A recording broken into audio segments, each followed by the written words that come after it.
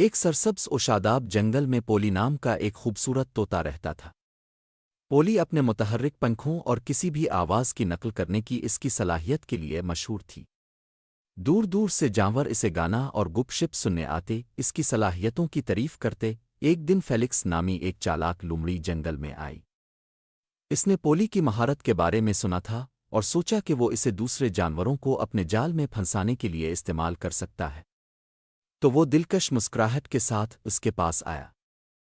پولی پیارے، آپ جنگل کے سب سے باصلاحیت طوطے ہیں۔ کیا آپ میرے دوستوں کو تفریح فراہم کرنے میں میری مدد کریں گے؟ میں بدلے میں آپ کو بہترین پھل دینے کا وعدہ کر سکتا ہوں۔ فیلکس نے کہا، اس کی آنکھیں شرارت سے چمک رہی تھیں۔ پولی بولی اور چاپلوسی کی وجہ سے بغیر سوچے سمجھے راضی ہو گئی۔ اسے یہ احساس نہیں تھا کہ فیلکس نے دوسرے جانوروں کو پھنسانے کا منصوبہ بنایا تھا جب وہ اس کے گانے سے مشغول تھے۔ اجتماع کے دن پولی نے خوبصورتی سے پرفارم کیا اور اپنے گانوں سے سب کو مسحور کر دیا۔ جانور ناچتے اور ہنستے تھے، فیلکس کے حقیقی ارادوں سے بالکل بے خبر تھے۔ جیسے ہی فیلکس اپنے جال کو پھنسانے ہی والا تھا کہ ٹنل نامی ایک عقلمند بوڑھے کچھوے نے لومڑی کے ڈرپوک رویے کو دیکھا۔ پولی رکو، فیلکس آپ کو اور آپ کے دوستوں کو دھوکہ دینے کی کوشش کر رہا ہے۔ ٹلی نے پکارا۔ پولی رکی الجھن میں، لیکن میں صرف گا رہا ہوں۔ تمہارا کیا مطلب ہے؟ ٹلی نے وضاحت کی، فیلکس دوسرے جانوروں کو پھنسانا چاہتا ہے جب آپ ان کی تفریح کرتے ہیں۔ آپ کو سب کو خبردار کرنا چاہیے۔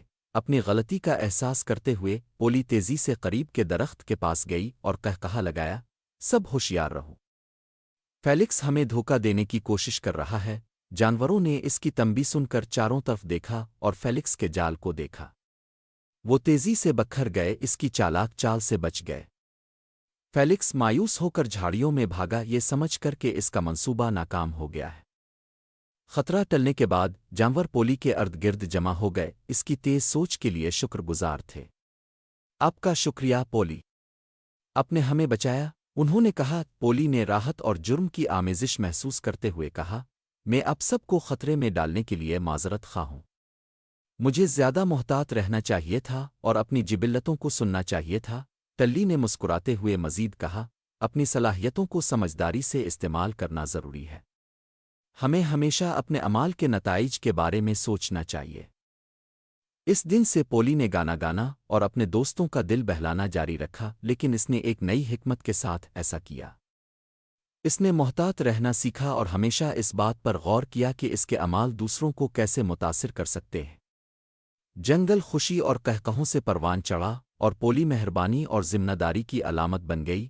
کہانی کا اخلاق: اپنی صلاحیتوں کو دانشمندی سے استعمال کریں اور ہمیشہ غور کریں کہ آپ کے اعمال آپ کے آس پاس کے لوگوں کو کیسے متاثر کر سکتے ہیں۔